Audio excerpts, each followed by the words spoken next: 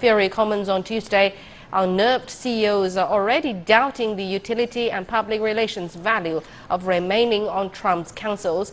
And a growing number of business leaders have been resigning from the advisory panels and openly expressing their displeasure with Trump's comments for months after the president said he would pull out of the Paris Climate Accord and ban transgender people from the military.